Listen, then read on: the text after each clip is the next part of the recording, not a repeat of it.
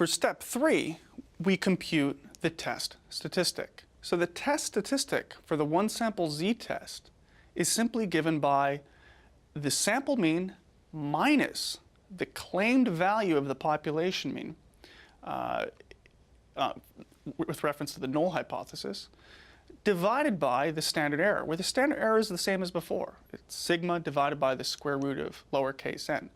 So this is sometimes called a z-test statistic, and it's denoted by z. What this test statistic tells us, it tells us really how far off our sample mean x bar is from the claimed mean mu naught of the null hypothesis. Right? It's just a difference between those two values. So the sample mean represents what our data is telling us. The claimed value of mu naught is what the null hypothesis entails. And we're just trying to see how far off these are. Right?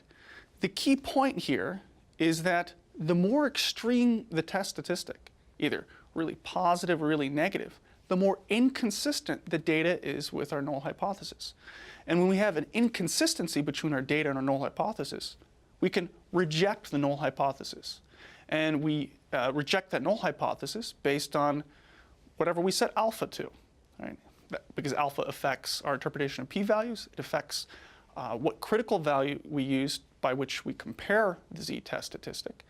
And it also affects our confidence intervals. So the key point for now is that the test statistic is just a measure of, a standardized measure of inconsistency. How inconsistent or consistent is our sample mean with regards to our claimed value of the population mean? So let's look at some of these z-test statistics, right?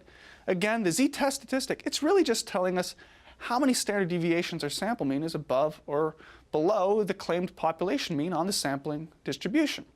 So suppose we calculated the following 3 z-test statistics. We have z of 0.85, z of 4.92, and z of negative 1.99. These are just, you can imagine these are different instances in which we just take some sample mean, subtract out the population mean claimed value under the null hypothesis, and we divide by the standard error. We're going to get these different z-test statistics. Right?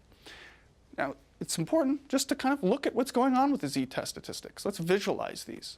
So let's visualize a z-test statistic of 0.85. So we have this standard normal distribution model, which is a model for the sampling distribution. And you can see that what's going on is that we're assuming the null to be true. So we're saying, well, I think the sampling distribution is in fact centered on the population mean claimed value. So it's centered on mu naught, right? Because if that's in fact the true population mean, that is where the sampling distribution is going to be located. And then we have this z-test statistic, and that's going to be located somewhere on this distribution. Right? So you can see that under the claimed value that that mu equals mu naught, right? Assuming that's true, it's pretty likely that we'd obtain a z-test statistic of 0.85, right? That's pretty close. It's pretty close to the center of that distribution. Right? That's the key point, right? Because a z-test statistic of 0.85, it's not that extreme. It's not 3 or -5. It's 0.85. It's pretty close to that middle part of this sampling distribution model. So in this case, we'd say, well, just through random sampling variability, it's pretty likely we would have obtained this particular z-test statistic. But what happens if we obtain a z-test statistic of 4.92?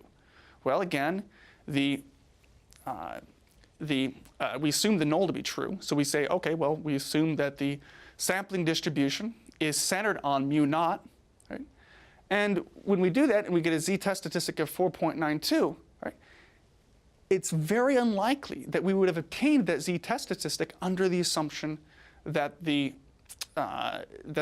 null hypothesis is true, under the assumption that mu equals mu naught. And we can see this. Right? You can see the distribution. You can see the z-test statistic is way outside. It's way beyond plus or minus 2 or plus or minus 3 standard deviations away from that claimed value of the population mean. And this suggests an inconsistency. This suggests if we got the z-test statistic, we'd say, well, it's really unlikely we would have obtained that z-test statistic if the population mean is centered on mu naught.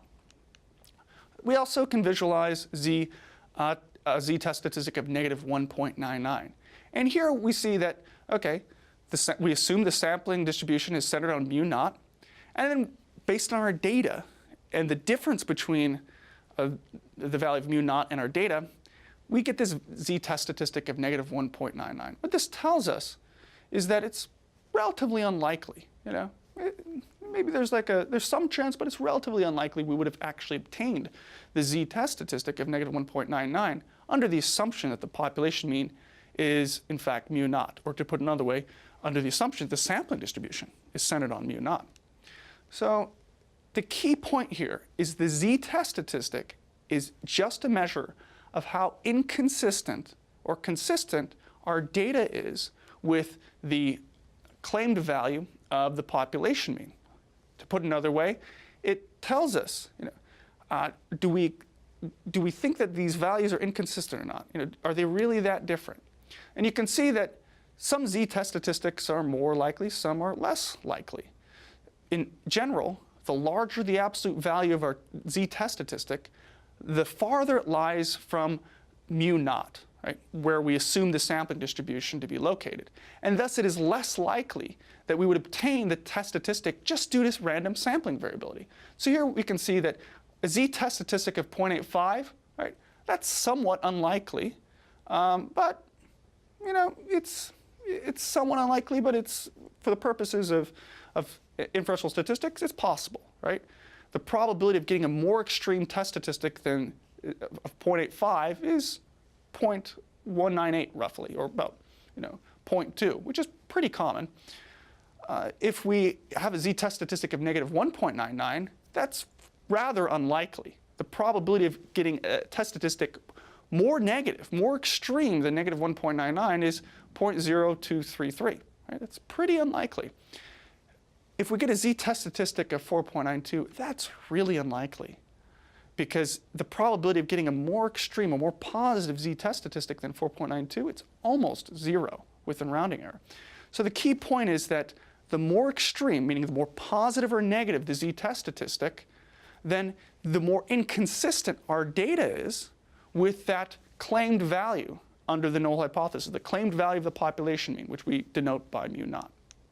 Now we're going to look at a few examples of working with the z-test statistics and visualizing z-test statistics.